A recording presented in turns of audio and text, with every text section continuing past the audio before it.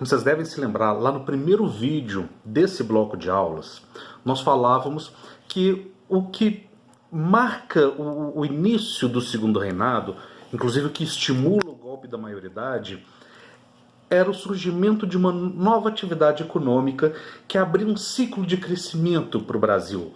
Sim, estamos falando do café. E o café é possivelmente o maior protagonista de todo o Segundo Reinado e vai ser assim, inclusive durante as primeiras décadas da República. Tá? Então, nesse momento agora, nós vamos lançar um olhar sobre essa economia cafeeira. Tá? De onde veio o café, como que isso pode ser cobrado nos vestibulares. Então a primeira coisa que a gente... Um minutinho que eu tenho que regular minha câmera aqui, que ela tá ficando torta. Ainda tá um pouco torta, mas vai assim. A primeira coisa que a gente tem que pensar é o seguinte: de onde vem o café? Nós fizemos isso lá com açúcar, vocês estão lembrados, tá? Ainda nas aulas presenciais. E agora nos interessa dar uma olhada um pouco mais detalhada, um pouco além, inclusive, do que os livros costumam abordar, porque os vestibulares cobram. Como que esse café chega no Brasil? As primeiras notícias que a gente tem de café, ele ainda não era torrado, né? Não tinha ainda processo de torrefação, mas ele começa a ser consumido na Etiópia, lá no século VII d.C., em plena Alta Idade Média no Ocidente. Tá? Bom, esse café ele vai ganhar o mundo árabe. Tá? Ele se torna um produto de consumo muito comum entre as comunidades muçulmanas e chega na Itália. Ali por volta do século XVI e XVII, o café já é consumido em grande parte dos países europeus. Ok?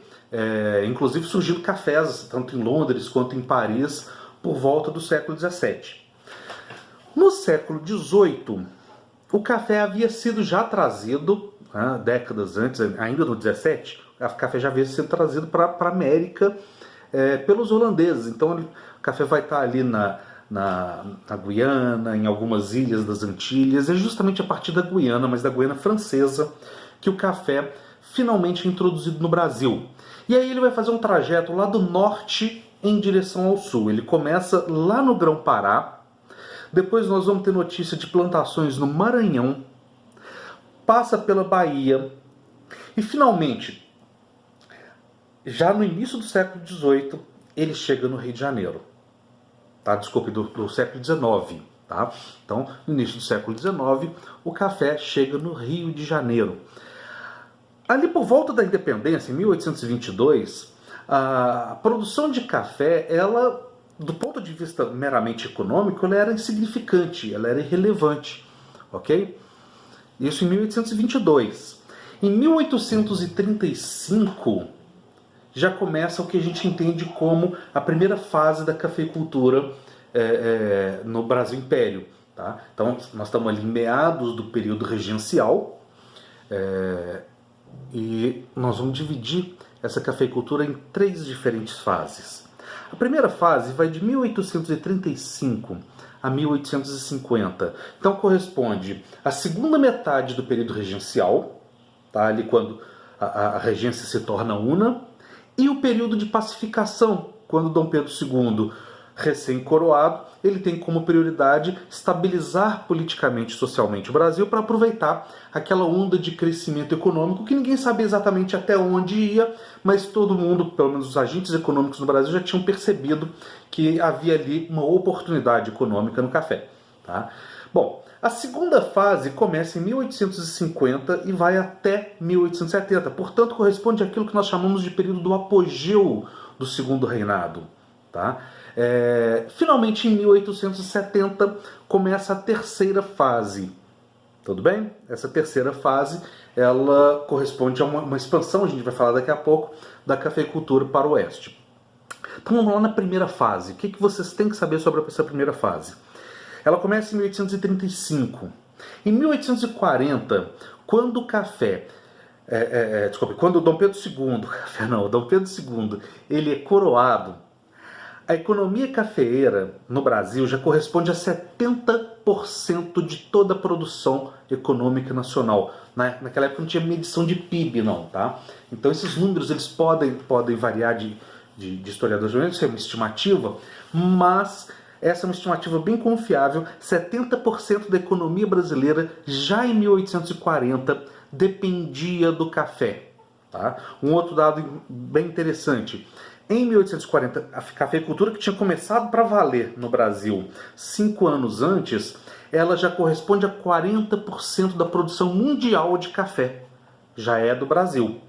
Ok? Bom, além disso, o que é necessário saber sobre essa primeira fase? Primeiro, a localização geográfica. A cafeicultura, na primeira fase, ela acontece no noroeste do Rio de Janeiro, no Vale do Rio Paraíba do Sul. O rio chama Paraíba do Sul, mas a região é no noroeste, tá? No norte-oeste do Rio de Janeiro. Tudo bem?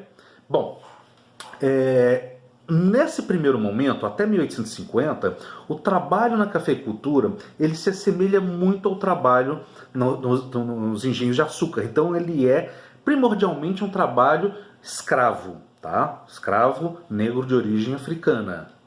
Beleza? Bem, uma outra coisa que se assemelha à produção açucareira é a localização geográfica. As primeiras unidades de produção de café são muito próximas do litoral por um motivo óbvio: escoamento de uma produção voltada para exportação, né? Bom, a partir de 1850 algumas coisas mudam. O que muda? Primeiro, o café começa a subir o rio, né, o Paraíba do Sul, em direção ao nordeste de São Paulo. Nós ainda estamos mais próximos do litoral, tá? Então a gente está ali próximo a Bragança Paulista, Campinas, Limeira, que se tornam os novos polos da cafeicultura, mas nós já estamos em São Paulo, tá? Ainda é leste de São Paulo. Bem, nesse momento, 1850, o que aconteceu? Lei Eusébio de Queiroz, de 1850, proíbe o tráfico negreiro. Então o trabalho do imigrante europeu, especialmente italiano, começa já a substituir a mão de obra escrava. Tá? Então essa é uma outra característica. Uma outra coisa que aparece aqui é a importância das linhas férreas. As ferrovias começam a surgir no Brasil, nós vamos falar depois da Era Mauá, tá? E isso facilita a penetração dos cafezais um pouco em direção ao oeste, ok? Ainda não é muito, mas já é um pouco em direção ao oeste. Por quê? Com as linhas com as ferrovias, você tem uma facilidade de escoamento do produto. Agora, atenção, o trabalho escravo ainda não está completamente substituído pelo imigrante. Então, nessa segunda fase, há uma convivência do trabalhador italiano com o trabalhador escravo. Tá? E isso vai dar um problema. Nós vamos explicar no próximo vídeo, tá? Vamos fazer vídeos menores. No próximo vídeo eu vou falar um pouco sobre esse problema de mesclar trabalhador livre com trabalhador escravo. Até daqui a pouco.